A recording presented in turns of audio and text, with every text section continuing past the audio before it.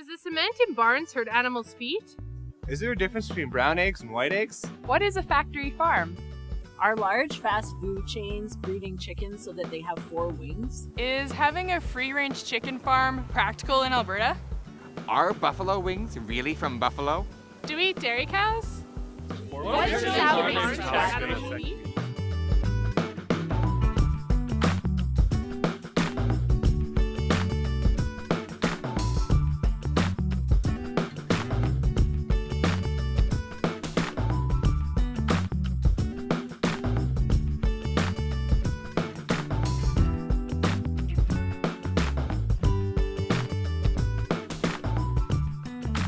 Well, to be honest, we really can't tell you because we've never compared them.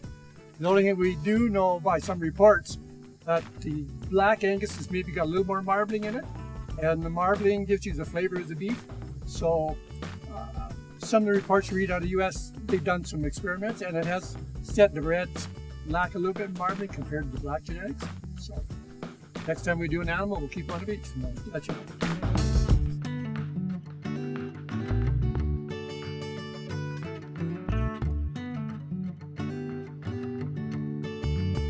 Well, from a genetic standpoint, we haven't found any difference between the taste of different animals that have different coat colors. But there have been studies in other animals, for example pigs, that do link coat color or pigmentation with appetite. And if one animal eats more or less than the other, they might be able to put on fat on their carcass better than another animal. So it could be possible that coat color or pigmentation is related to fat on the carcass and then therefore taste. But we haven't been able to show that direct link yet.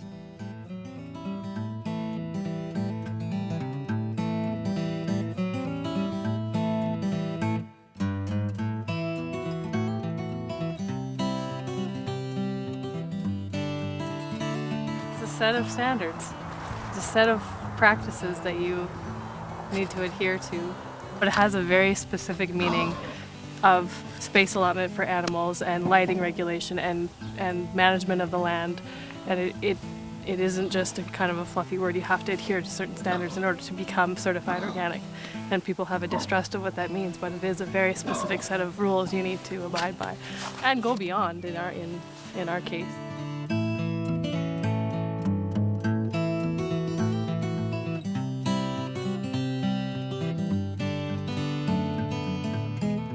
Organic production currently has not been shown to have any particular nutritional benefit or provide you with a better product simply because you're removing a number of interventions or assistance through pharmaceuticals or fertilizers into your production system. There has been a hypothesis that, for example, the more challenged like apples, for example, there was a hypothesis that if apples were challenged naturally without the support of pesticides or herbicides, then they would produce a product that was actually supposed to be a bit more beneficial for you. In animal production, however, there does not seem to be any particular benefit to eating meat from animals that are organic versus non-organic.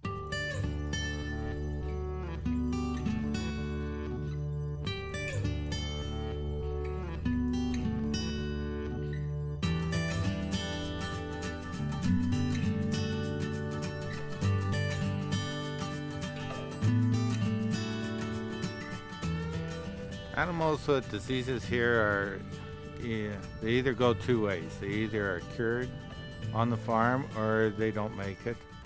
The stuff that is cured isn't sold for probably at least 6 months. So any residue from the antibiotics is anywhere from 14 to 45 days. So there would be no residue of any kind left in the animals.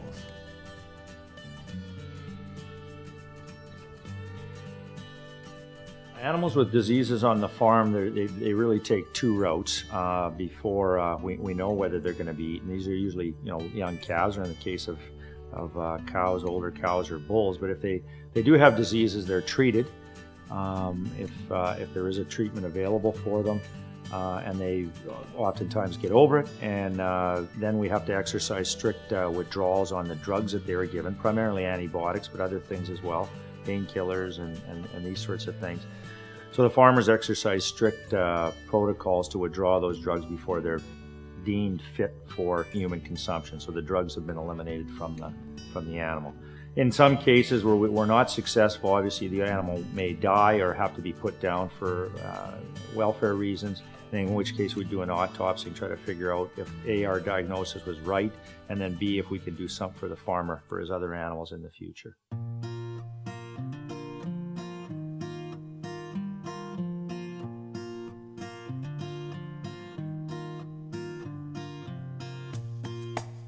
A factory farm, in my opinion, is the opposite from a family farm. A family farm, the family does, in special the farmer, does all the work almost himself. That's included the milking, feeding, breeding, so looking after the whole herd.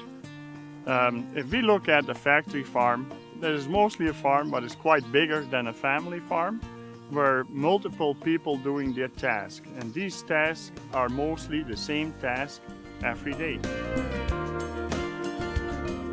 No, not at all. Because I'm still quite a bit involved with the daily activities on the farm myself. This farm we're working only with 2 people, and I have multiple tasks to do on the farm. Our cattle are basically free range in the summertime. The winter we have to confine them because we have to feed them. We don't sloth graze or anything like that, but no, I don't think we're a factory farm. We are definitely not a factory farm, although we can produce a lot of food for a lot of families. I don't consider this to be a factory farm. I don't know what the real definition of a factory farm is. This would be what I would call a family farm, where it consists of me and my wife, and the girls work on the farm too. We do have a full-time hired hand that helps us also. So that's the best answer I can give you. Probably having a really educated consumer about where their food is coming from is our biggest challenge. Having people who really understand the difference between what we're doing and what the food in the grocery store is, which is what you guys are doing here, is educating people. And understanding the difference in value. It costs more to raise animals this way, and there's a price that has to be paid to have this type of food. So educating people to understand the details of how that is actually happening is probably would trickle down to solve a lot of the challenges that we face of direct marketing and making a living. Probably just the day-to-day operations of the farm. You have to, in our case, we have to plan a year down the road to be able to market our bulls. So we have to say, next year, what's that customer going to want? So you kind of got to plan for next year, this year. And everything changes so fast anymore. So if you go buy semen for genetic improvement, which bull do we use? And then you've also got to figure, we have to market these animals next year. And the same with everybody else who does farming. The structure of the animals has changed. They want leaner beef and stuff like this, so you've kind of got to figure that in.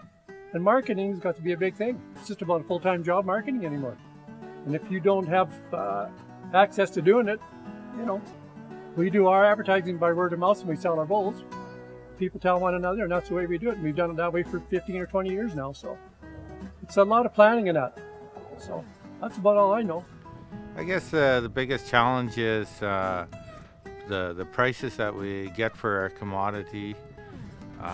We don't have no control over the price that we get for our commodities and our inputs. Our inputs keep rising, and our product isn't keeping pace. So that's why you have to keep doing more volume to keep the wolf from the door. A lot of people think that some of the challenges are raising the animals, but that's actually the fun of the farming is raising the animals and you know, managing them and stuff. That's part of the actual work, but the actual challenges is the education for the consumer and why they have to fork out more money. And but once they taste our products and they see what we do, and it doesn't take them long to switch over. It is just that education process that makes it happen. Farming practices have changed a lot. Over the years, we found out that we don't have to work that ground 6 times to grow a crop. We can just do either direct seed or a few passes to get the crop. Same results. We conserve moisture, fuel. So those are all good things. And the bottom thing is it reduces our costs by less passes in the field. Probably just the cost of living and the cost of everything that you do on a farm. 30 years ago, a tractor cost you $3,000.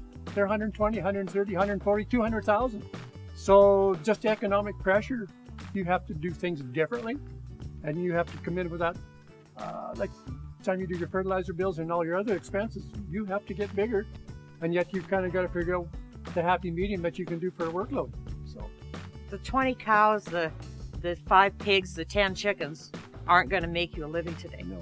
They're just not. And Mom and Pop used to have a quarter section of land and do it on a quarter section of land. Yeah. The fuel cost alone to run a tractor today. Yeah. Or, I mean, even if you're not running a tractor, just go to the store and buy groceries. Yeah. You're done. Power bill comes in $300 a month. 10 years ago, it would be $300 for 3 months. So it's tripled. So those things have forced you to do things a whole lot different than 30 years ago. I think in this time and age we can't farm anymore like what we did 20 or 30 years ago, because the most important thing is that you make an income for your family. With 10 or 20 cows we can't make an income for a family anymore. So you have to go, or you have to grow bigger for to sustain your family. I think we don't farm the way we used to because money became the absolute bottom line. And food quality, land management became not relevant anymore. And squeezing every penny out of every acre, every chicken became the most important thing. That's true, but farmers were on the bottom end of that. Right. They weren't the ones making the decision. Yeah, sure. So They're getting squeezed. they're the ones getting squeezed. It's partially consumer driven too. You want the cheapest food. You want, it's not only multinationals. It's kind of there's 2 sides to that coin. The consumer has a choice to drive a change in that and purchase food from small farms. And it is true, because when we are at farmers markets, there are the educated people and that understand it, and they don't even blink at the cost, where you see some people will come up and they'll say $5 a dozen for eggs, and you're like, yeah. It's fine. And they're like, well, I buy them for $2 at the store, and I'm like, well, that's fine, but they like to tell me that while they're holding a $4 latte or $5 latte that lasts 5 minutes. Why I still farm and why I actually moved to Alberta, Canada, is that I want a good future for my kids. There are lots of other jobs where you could earn a lot of more money, probably, by the hour or per year. But it comes down what you want to do and what you like to do. The most important thing is not what you earn or what you make. It's more important what you like to do. And lots of people like to work with animals, and also the challenge to get the production out of these animals. If you look after animals, they look after you. The biggest reason why I still farm is I've always liked farming. I like working with animals. I like to see things grow, and I really enjoy the country life. I farm for the absolute love of it, for the absolute love of producing real food.